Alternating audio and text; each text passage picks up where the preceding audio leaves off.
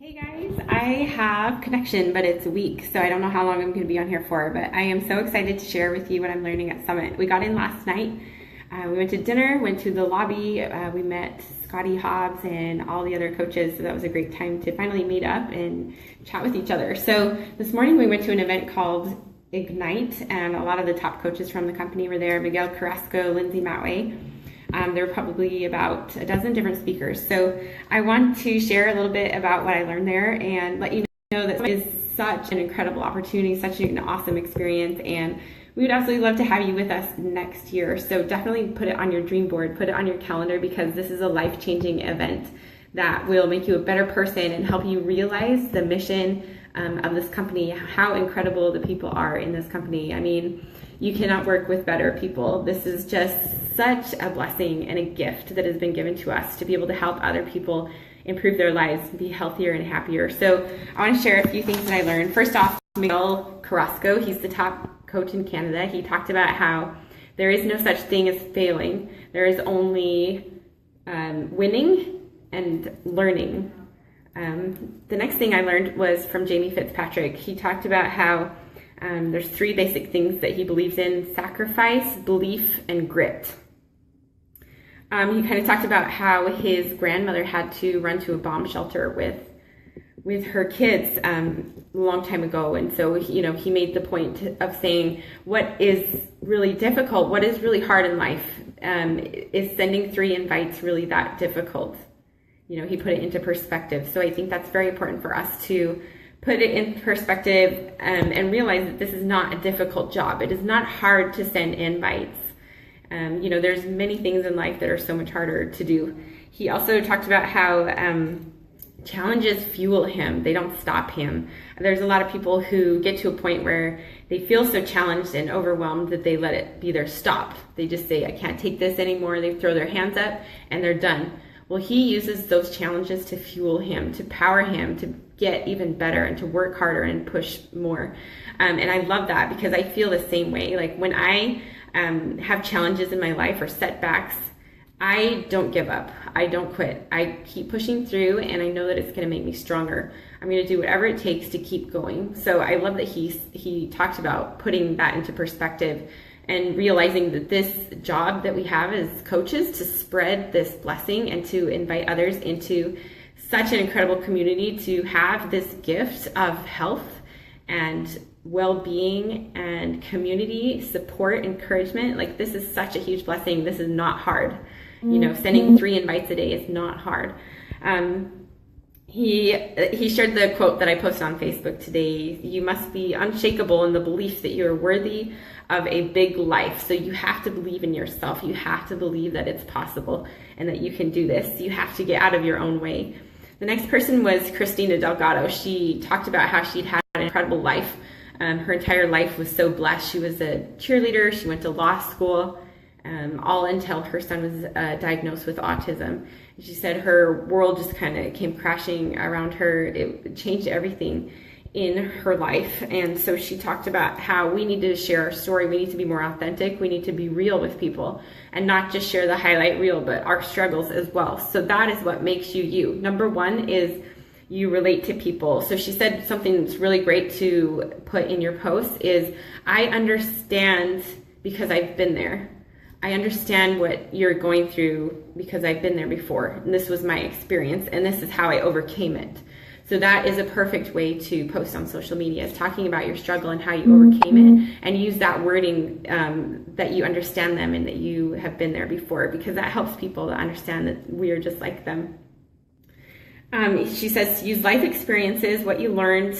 And there's 4 ways to share your stories. Number 1 is be purposeful and intentional in your message. So number 2 is be vulnerable and open. So share those challenges, those hard things that you've gone through. Number 3 is use imagery. So if you look at the top coaches' social media, you will notice that all their pictures, you stop and look at the picture and then you read what's with it. So it has to be an image that is eye-catching and that makes you stop the scroll, right? So selfies are great. Bright, colorful images are perfect to get people to stop and read what you have to say. Number 4 is you relate to your audience. So it's so important for people to understand that we're real and normal. And that reminds me of something that Lindsay Matway said. She has, even though she's like the top of the company, she's the highest earner on our team. She has no upline coach. She's the top of the food chain. So she just said that, you know, and she looks like a model, but she wanted us to realize that she's a normal person. You know, she feels lonely, she feels sad, she goes through disappointments and struggles just like us. So she wanted us to understand that she's a real person as well. She told us something that she says every single time before she gets on the phone with somebody, before she posts something, or before she gets on stage to speak. And this is what she said. She said that she says, God, please use me, use my story or my words to walk them toward you in their life, whether it be with Beachbody or not. So she's very religious, and I love that she does that. She really is caring about the person and really wants to help them get closer to God. And it helps her to keep her purpose in mind in helping people, whether it's with Beachbody or not. The next thing is from Bonnie Engel. So she talked about how you don't have to think you need to know everything to be a leader. You don't have to watch videos, do tons of trainings or anything like that. All you have to do is go first. Once you've gone first and you've set the example for your team, then you are a leader. She says also that we should talk on social media about this is hard work, that you work hard, and that will attract people who work hard into your business as well.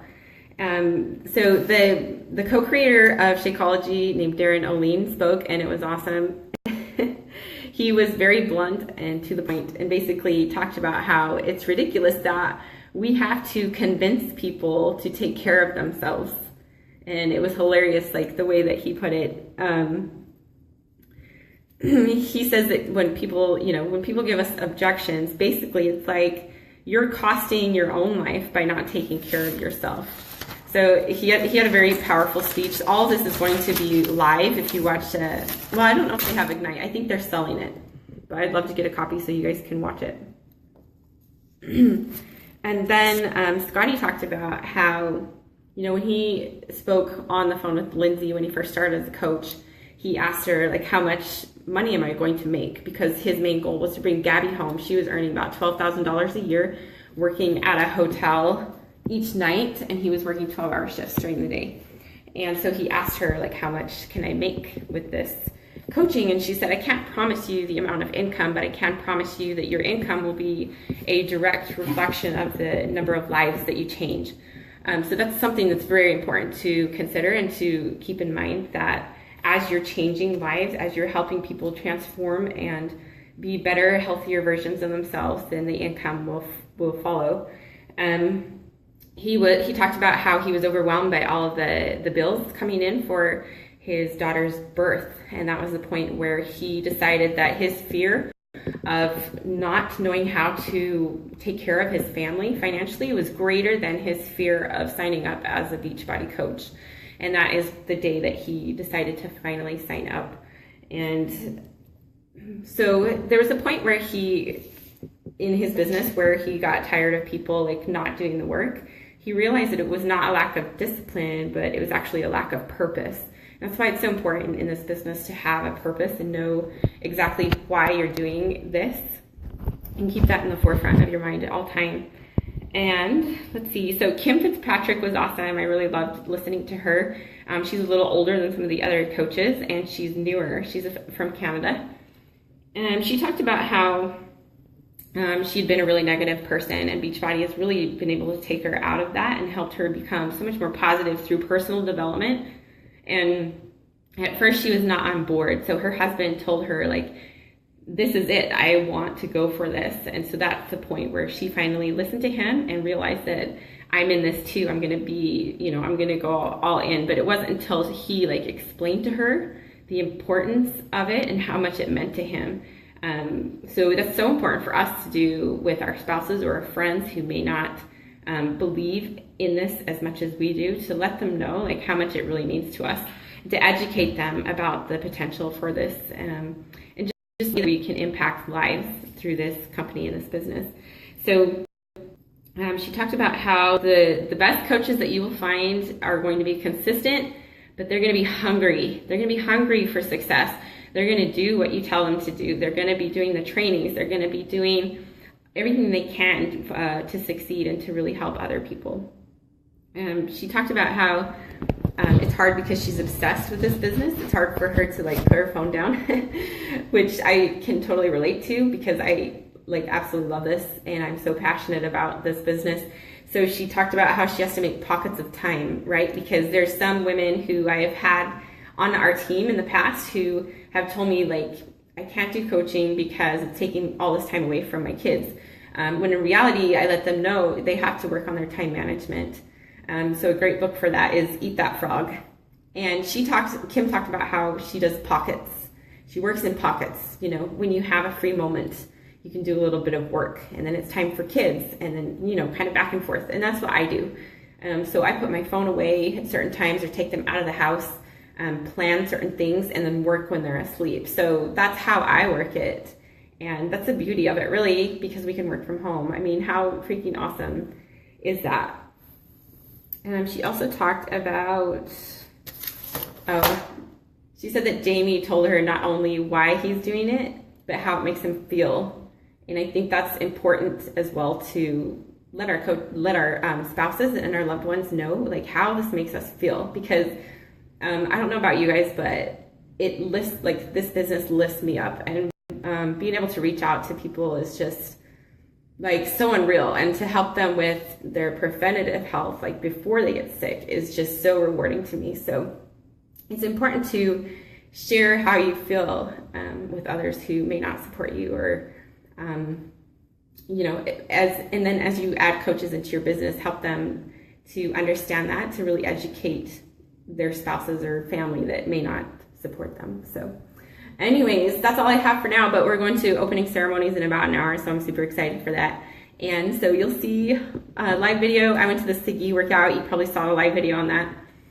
Just tons of amazingness to come, so I'm excited for you guys to see it all on Facebook. And I hope you have a wonderful evening. Good night, guys.